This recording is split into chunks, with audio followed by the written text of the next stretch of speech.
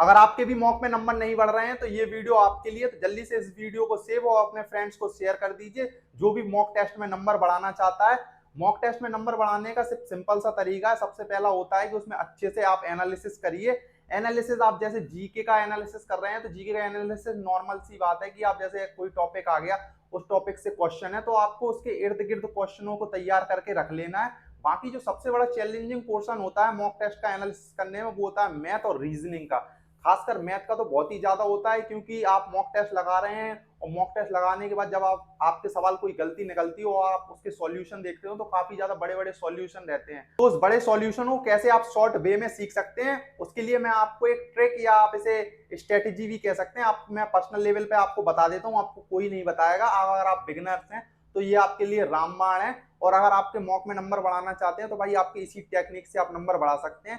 जैसे आप sessional mock देते हैं या फुल मॉक देते हैं, आपके 30 क्वेश्चन का जैसे मैथ का सेक्शन है और 30 क्वेश्चन में अगर आपको 20 क्वेश्चन आते हैं और 10 क्वेश्चन ऐसे हैं जो कि आपको आते आते हैं या नहीं आते, मतलब उन्हें आप आते ही नहीं ये मान लीजिए, तो आपको क्या करना है, उन 10 क्वेश्चनों का आपको स्क्रीनशॉट लेना है, जो क्वेश्चन गलत हुए उनके स्क्रीनशॉट लेना है। और अब आपको सीखना है उन क्वेश्चनों का टाइप और ट्रिक।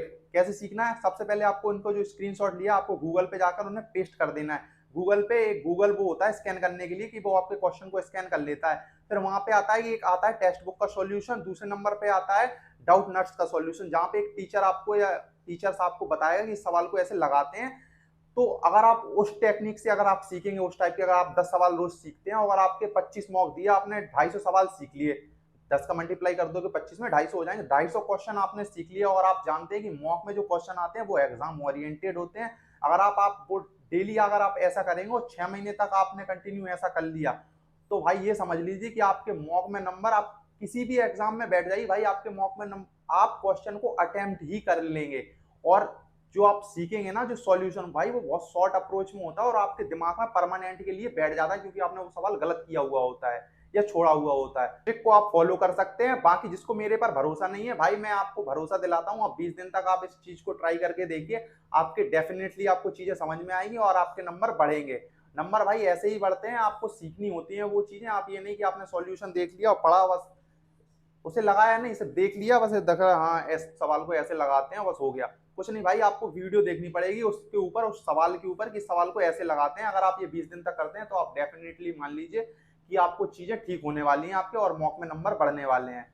दूसरी जो आपको चीज फॉलो करनी है, सबसे पहले आपको एक पतली सी कॉपी बनानी है मॉक टेस्ट की, कि जो आपने क्वेश्चन गलत किए हुए हैं उनका सॉल्यूशन आप उस कॉपी में लेके, खासकर ये जीएस के लिए और करंट अफेयर्स के लिए कि जो उसमें नए तरह के क्वेश्चन पूछे जा रहे हैं, आप उन्हें लिखते जाइए, उनका रिवीजन करिए।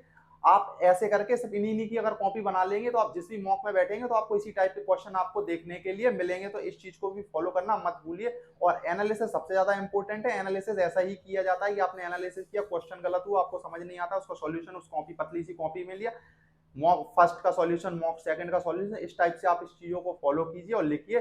बाकी डेफिनेटली आपके नंबर बढ़ने वाले हैं। बाकी लगे रहिए अपनी तैयारी में। मिलते हैं नेक्स्ट वीडियो में। जय हिंद।